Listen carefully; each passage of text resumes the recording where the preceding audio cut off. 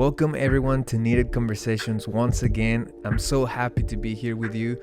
And honestly, I think this has been one of the best episodes ever. What we're about to listen is so helpful. And I feel like it's going to help a lot of people, especially if you're trying to start up something new, something creative. And so what we're going to be talking about is the creative process and the importance of networking. And I had the chance to speak with one of my teachers, Rob Price. He's the Digital Media Arts Department Director at SAGU. And we had a cool conversation. He talked about his past, all his experiences, and he gave us some advice for those that are starting their own business, that are starting some creative kind of project. And he also gave us some advice on how to network while you're still a student and even when you're outside the school already. And I think this is gonna help a lot of people, so you don't want to miss out on this. And I don't want to take more of your time. Just don't forget to subscribe, to leave a like, comment, and if you're listening to this through podcast, remember to give me a review. That's gonna help me to take this podcast to more people and also to the next level. So please do that, and let's go. I'll see you at the end of this episode.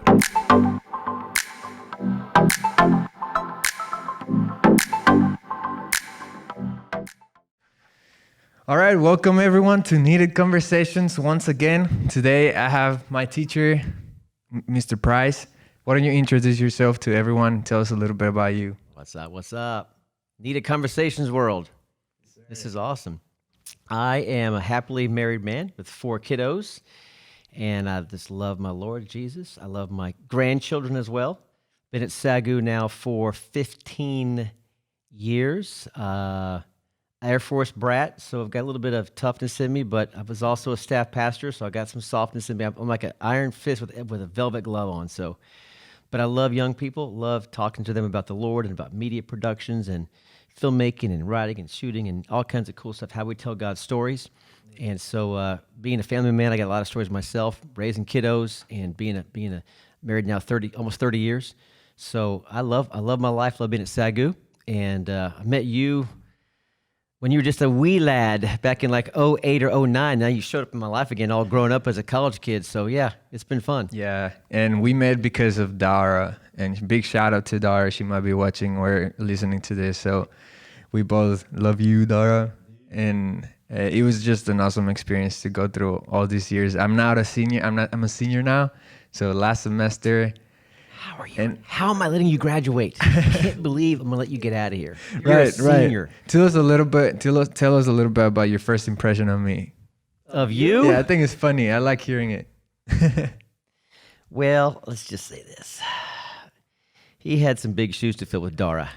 Dara was a gamer, and you came in here energetic and full of energy, but you kind of were a little bit too big for your britches, I thought, and you were a little bit lackadaisical. And at one point I called Dara. I said, girlfriend, you need to talk to your boy.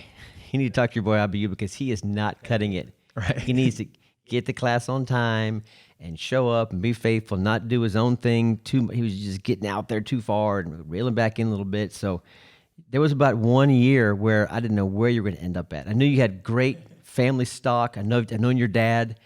I've known your grandfather, your family, because of my connection with Monterey. And I knew you would eventually grow up. I've seen here for the last 15 years, a lot of kids come in as freshmen. You were no different from a lot of kids who come in here just ready to rock and roll with life, but not know how to focus it. Very just out there and kind of disfocused. But you got it. You figured it out. And it's just a great story of how you see a guy progress or a gal progress from that freshman year, that first semester, to now you're graduating really soon, like in a few months. So I get to watch every year that 4-year window of a kid who's grown up right before my eyes. And so you've done that. But yeah, honest illustration was you were a problem child, as most freshmen were. Yeah, it was a weird situation because I came in with so much freedom coming out of my parents' house. So I was able to work my own schedule, just had all this free time. I could skip class if I wanted to. And so I just didn't know what to do at that point with that all that freedom. But thank God I figured it out. Yeah, and you did.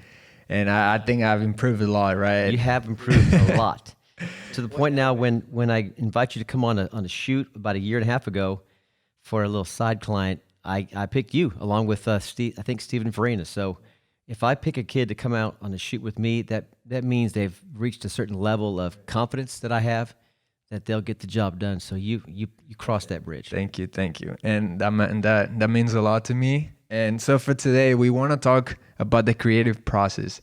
And I know you're into digital media arts and all the podcast and broadcasting kind of creative process. And we're going to focus on that. But I know people can apply it to either whatever it is that they're doing, photography, graphic design, audio, because it all comes out of the same principles, you know? So to begin with this, I want to start by asking for you, where does the creative process start? So let's say a client comes to you, they have an idea, and what's the first thing you do? Sure. The first thing I always tell them is I invite them to co-produce it with me, and I tell them straight out, like, we're going to do this together. I think I know where you want to go, but I can't read your mind. And so I actually invite them to tell me, first of all, what is the story you're trying to communicate and who's your target audience? Same thing you've heard from many professors and people who are older, like, who are you trying to reach and what's the content? That story never changes. So I ask them that, and that gets the ball rolling in their brain, and then I can take that content and go back and write a script with them and for them and know how to craft my questions if I'm interviewing somebody. So it really comes down to me talking to them and getting, because really people just, they know they want to tell a story, but they don't know how to hit the right buttons on the right cameras and the right lighting and right audio, how to do that.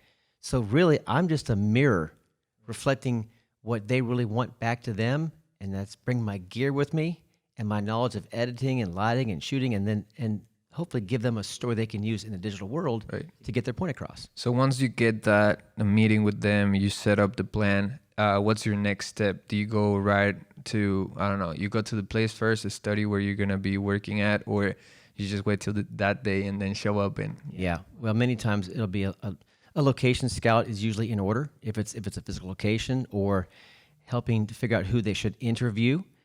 Small things like even grabbing graphics, grabbing logos, helping select the right music, involve them in the process of picking the right songs that may be music beds. All these small things really matter in the long run. So I like to knock out the small things, get those baby steps started early as possible, so that we're not just showing up going, what do we do? We don't have any direction. So I know you worked at a TV station for a few years, right?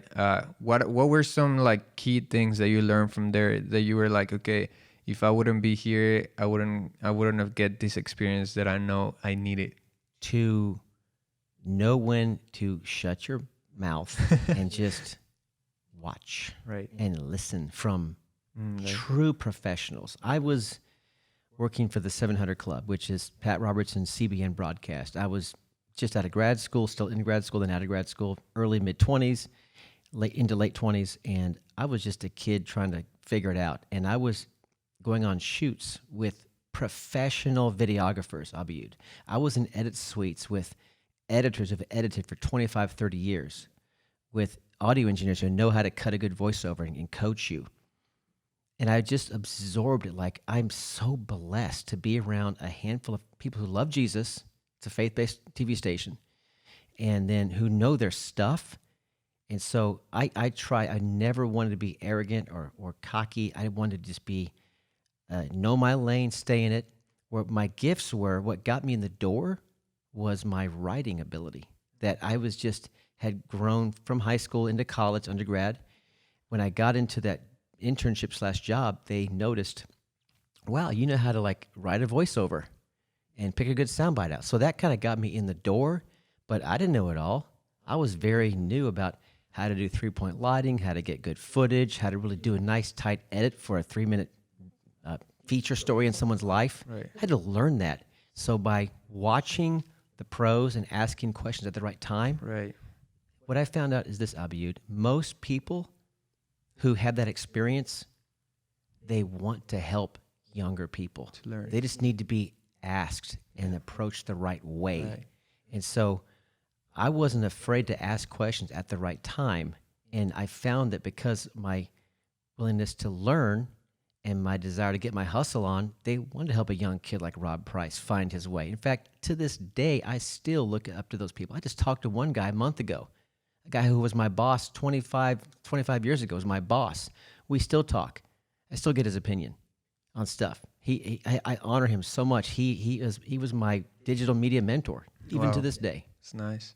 Well, yeah, it's very important that you mentioned how asking questions is key, because that's the way you're going to get yourself out there. You're going to get to know the right people, and that's how you're going to get experience. And I feel like for me, the biggest steps I've ever taken have been through questions. You know, I want to do something and I don't know everything. So I'll come up to people that I know have some experience and be like, hey, this is what I want to do. Honestly, I just need some experience. Just tell me how to do it right, because I want to learn from you. You want to learn from other people's mistakes too, because if you can go around those mistakes, and you're a step forward. And the thing about you is, what you figured this out is, you're a pretty quick learner. When you ask the questions of someone, the next time that person sees you, for me, for example, I see growth. I see, like, you actually listened to me. You progressed. You weren't just kissing up to me or to make yourself look good in the moment. Right. So for your listeners and for yourself, the age group that you're in, when you ask for help from an older person about any career, any topic, it could be spiritual. It could be how to run a camera. It could be how to do financial spreadsheets, whatever. Really absorb what they're telling you. Like, really listen to them. Now, you may process it all and not use all of it, but at least you have the intel to know how to sort it out later. And then when you come back again later and that person sees you actually progress in that area, all that does is give you a little bit more credit in their brain, because everyone's got a little notch, either a positive or negative. Every time they meet a young person, there's an element of, can I trust this kid? Is this kid just a poser, or is he a champion? Does he have his hustle on, or is he just hanging out?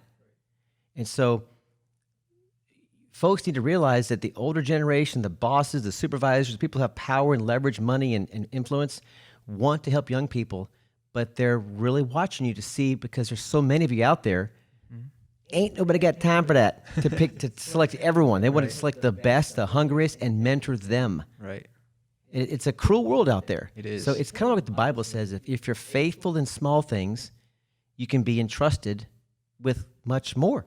So if you're faithful in the small things between 18 and 25 years old, then you're going to be entrusted, A, by the Lord, he can see, and also by people he puts in your life to give you more responsibility, more money, Exactly. more opportunity, and so forth. Yeah, it's insane. I've learned, you said you've noticed that I'm a quick learner, and that's true. I've been very intentional about this, to actually listen to people, and before I forget what they said, I'll try to put it in action. The most recent example I have is, I told you recently that I had a meeting with John Cookman, and if he's watching this or listening to this, shout out to you too.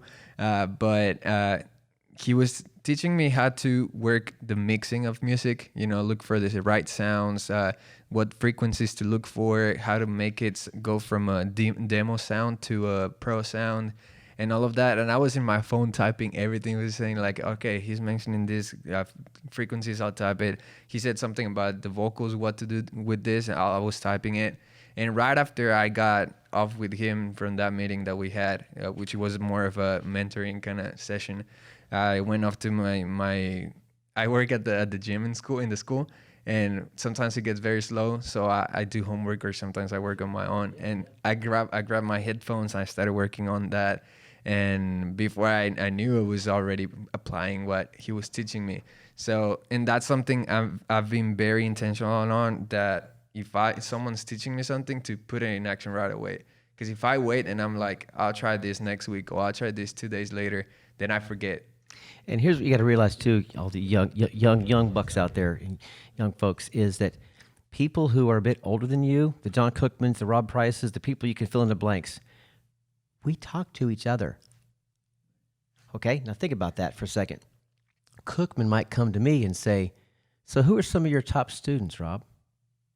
Well, I got to go through my Rolodex in my mind and pick out the best ones. And I may come to him and say, hey, which kids are really, showing their stuff in media services? I need help with something else. Who do you really like? And we'll compare notes. So it's a little pro tip to realize that there's networking happening above, I use that word loosely, but above you in a professional sense. So we're trying to figure out who we can trust to bring up the food chain later on. So it's not just one-on-one marketing. It's multiplied. So do good all the time to everyone you can come into contact with, because those folks are going to meet each other and talk about you, and hopefully it's going to be positive. Right. And that gets you more job opportunities down the road. Right, and you mentioned networking, and it's good that you mentioned it because I want people to understand the importance of this, and I don't think everyone understands what network is. So how would you describe networking? It is defined in several things. It's trust. It's friendship plus professional trust. Think about that for a second. It's, first of all, who do I, not just who do I need to know, but who do I want to know? Who do I want to hang out with? Who can I trust to get their opinion and also give an opinion, and to share information, share maybe potential new hires, new employees. It's good to have a wide as network as possible without becoming like a multi-level marketing, cheesy fake person. You don't want to know people just to know people. Everything's just flat, and you're not using people. In other words, you want to have deep friendships with a few people, but that network should be strong and rooted in trust and that means genuine friendship. That means that you pour into them as much as they pour into you, right? 100%. You're not just receiving. You actually want to invest in their lives as well, because you never know when you're going to need someone else's help, and you can't do things alone all the time. So the old adage, you scratch my back, I'll scratch yours. That's a real thing. Right. And so Bible talks about cast your bread upon the waters; it'll come back to you. So even I still network. It's a lifestyle. I think it's how God designed human beings to interact with one another. Be friendly, be nice, be courteous. Buy someone lunch. Listen to what their opinions are, and go the extra mile. Do a solid. Take the guy to the airport. Help him unpack. Help him move. Watch his dog. Those small things really, really, really add up. They do. And if there's something that I've learned is to how I said, I'm just trying to be intentional about everything I do, because networking, trust is very important. That's how you go to the next level. If you feel like you're stuck and you're probably not having a good networking technique, you're probably just waiting for things to come, and you have to go out there sometimes and get out of your comfort zone. And what would you tell someone that's right there, like kind of stuck? They want to get out there, but they're sometimes a little shy, or what would you tell? So someone who is a little bashful, someone who is shy to actually put their stuff out there, their wares or their personality. More of reaching out to people, because they might be cool putting their stuff out, but maybe they're having a struggle making the right connections. What's a good thing? I would say this is going to be real simple, but volunteer. Sometimes things must be done without physical, without financial recompense, without payment. I remember I networked myself out of nothingness into this DFW market until I was running camera for the Dallas Mavericks and the Dallas Stars and the Texas Rangers. I tell my intro kids the story. I'll make it really short for the podcast, but I came here from Evangel in Springfield and moved to Dallas and got a job here at Sagu working just data entry. I was kind of bored out of my skull. I was trained in communications at Evangel. I wanted to get involved in being a sports guy and get cameras and live sports and editing and shooting. So I just knocked on the doors and hit the production companies around town with my resume, and ended up gripping, meaning running cable and giving cokes basically to the professional cameramen. And I just network and I worked for free for the NBC affiliate in Fort Worth. I just volunteered my time to come out every Sunday night for 3 or 4 hours and edit sports highlights for free. Until one day, my wife said, "I'm tired of you leaving me for 3 hours with a little child at the time, and you're getting paid nothing." So she said, "Quit." I said, "Okay, happy wife, happy life," right? So I quit. Yeah. What a happy wife. A week and a half later, I got a call back from the station manager at Fort Worth NBC and said, "Well, we really missed you. Can you come back?" I'm like, "I can't. I'm too busy." He said, "We'll pay you." I said, "I'll see you next Sunday. I'll be back." Say less. So just if you're bashful and shy, sometimes just volunteering and really knowing that you're being watched and observed. Now, I didn't talk a lot. I was more listening. I'm sitting there hanging out with the anchor, the two anchors that everyone sees on TV. I'm like, they know my name, kind of sort of. I'm just an intern who's working for free. But I was meeting people, but I was expecting nothing in return. I just wanted to get experience. And I learned a valuable lesson. Sometimes you make yourself inexpendable. I was just a 24-year-old kid who suddenly I was needed. And they were willing to pay me $50, $60 a night to come out there. And back then, some good cash for 3 hours of work to go edit some tape. So I would tell someone who's bashful and shy is sometimes volunteer. 'Cause that way there's no onus. Like, well, please pay me for my work. How about, can I just help out? Help out on set for free? So I just want to learn. And that cracks the code that you get to meet people. You gain their trust, like I just said. And next thing you know, you're networking. And I never got Cokes and ran cable again for the other side freelance job I was doing. Once I started running camera one time, I was ready to go because I was well trained, and I just took off from there. It's nice. And that reminds me of something. One of my uncles, he's a very good businessman. I call him my uncle. He's not my real uncle, just in case my family's watching this and they're like, oh, who's he talking about? But they became very close to my family here in the Dallas area. And I call him uncle. And he has his own trailer business. They make trailers out of our scratch. Nice. And he was telling me that your contact list in your phone is key. And something he does sometimes is like once a year or once every few months, he grabs his phone, he goes through all his contact list, and then he deletes the names that he knows, like there's nothing to pour into them and there's nothing they can pour into him. And Abiud, I did the same thing 4 days ago. really? That's funny you said that. I went through my phone.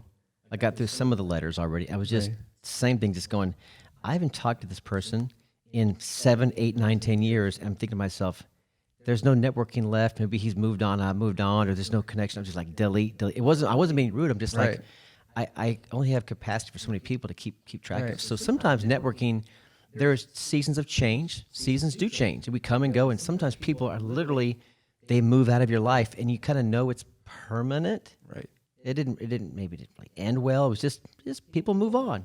So there's nothing wrong with letting that go. Right. You don't have to just keep hanging on to stuff that's not going to be beneficial to you. Right. And you don't have to feel compromised to other people, right? Like once the season moved on, you're in a different season, different stage, you should be good with it. And I mean, of course, God will always guide you. Like us as Christians, you might be a believer, you might not be, but us as Christians, we trust that God's going to guide us through our steps. And that's something that just gives us that hope, that I've had some students who come through my program the last 15 years that I'm still very close to, and I've helped them get jobs. I go to their weddings. I was just at 2 or 3 weddings this past 2 or 3, 4 months. And then other students who've passed through all 4 years, and I never hear from them again. And they, from me, there was just not that connection relationally, or they moved so far away they don't really need me. And I tell my students, I said, there will come a day you no longer need me, but that day has not yet come. Right. But I realize there's going to come a day when they're out of school. They don't really need me, but sometimes they still want me in their life, and the same. So we have private Facebook groups we keep up with, a network with jobs and just ideas and how do I solve this problem, what camera's best to buy, and what editing software here and there. So sometimes they can be lifelong. And at SAGU, I endeavor to make it a family for life. Everyone's invited into the family. No one always stays. Most do, but some move on, and I'm okay with that. Yeah. And that's something I've told other students that are in the younger years. I'm a senior now, so I had the chance to meet other students that are freshmen and sophomore. And I've seen so many older students that were years ahead of me that they just ghost you or ghost the teachers, and they get out of school and they just disappeared. And I've always thought that was a mistake. You don't want to do that. I mean, it can be a mistake. Yeah, it can be. And you want to keep those connections with your mentors, with your teachers. So if there's something I can say to anyone that's watching this, and you have a mentor, you have a teacher, you better keep him close, and not just expecting something back, but just build that relationship, because you never know when you're gonna use that. And for just to finish this conversation before we close, I want you to tell students what's needed to start, because sometimes people have that mindset that I don't have enough money, I can afford this, I can afford that, but to start up, what would you tell someone? Let's base it and focus it on media. Like, someone wants to film or take pictures and they want to edit, what's something they should start with? If you're involved in a church, which I assume many of your audience members Christians, maybe not, but volunteer for your local church. Nowadays, so many churches, even medium-sized churches, have at least 1 or 2 full-time staff people. And with social media and promotions on the screens, video content is needing to be produced on multiple levels. And if they have the gear to use, you can cut your teeth, right, and have the church kind of supply you the gear to do it. You're getting great experience, you're meeting people, and you're working for free typically, but then you make yourself, again, expendable. And so where maybe one day when hiring opens up, you're ready to go in. Exactly. Option 2 is, you've got the phone. Right. Nowadays you can do so much with this phone. Yeah. 1080p, now some have 4K cameras, and there's cheap editing programs you can do, but I really think you need to do something, even if it's just writing a script and practicing. It's going out, maybe practicing how to do certain frame comps. It takes perseverance. God could be testing you, saying, how bad do you want this? Are you willing to go out and fight for it and scrape and claw and scratch until you become competent? Or do you think they're just going to hand it to you on a silver platter? Because no one, this sounds kind of cruel, but people don't care about your career as much as you do yourself. No one's going to care more than you do. Yeah. You have to build and own it yourself. People come along and help you, but ultimately you're the owner of your own career path. And so you've got to be humble, like you were talking about earlier, and start any way you can and get some traction, get some experience. Yeah, and you just mentioned it. These new phones are jewels. They have great quality. I have the iPhone 11, and it has great quality. You can shoot in 4K, and it looks amazing. So there's really no excuses. You just get a good phone plan, and you start paying it. You'll get it right away, and then you just pay it throughout the And then years. you pay $50 for one of those Osmos. You put them on, and Right. it's like a gimbal. It's ridiculous. Right, it's amazing. The technology in those devices and this phone far exceeds anything I had when I first came here at SAGU in 2006. I'm disgusted, in fact. You people are Did you have spoiled. some, You're spoiled, flip rotten. phones? Yeah. Hey, we had dial-up back then. You guys are spoiled, rotten. You have so many things at your fingertips, so there's no excuse. Do you ever None get at to all. use the BlackBerry ones? I never the had a one BlackBerry. I've with seen the- folks who had them with the little actual keyboards. Right. You had you use your fingernail to type onto Right. it. I never was into those. I saw them. I thought, those are silly. Who would do that? I remember they were a big thing back then. Yeah. I was still a kid, but everyone wanted one. But, well, Mr. Price, thank you so much for being part of Needed Conversations. I hope this helps someone out there, and thank you so much for taking the time and to be part of this. Awesome. Enjoyed it. And just in case y'all are wondering, we're producing this from the podcast room at SAGU here. Mr. Price helped building it, and this is going to be one of your podcasts for my class. So I'm going to be grading. I'm going to be grading this. How's that working? Give myself or him. I think we're gonna get an A+ on this. About this. But thank you so much, and thank you everyone for being till the end of this video. Please don't forget to subscribe, leave a comment, and like this video if you want it. And if you want other people to hear and learn also from this, I encourage you to share it as well and send it to family and friends that might need this conversation to be at their homes. And well, this is it. Thank you so much. We'll see you on the next one.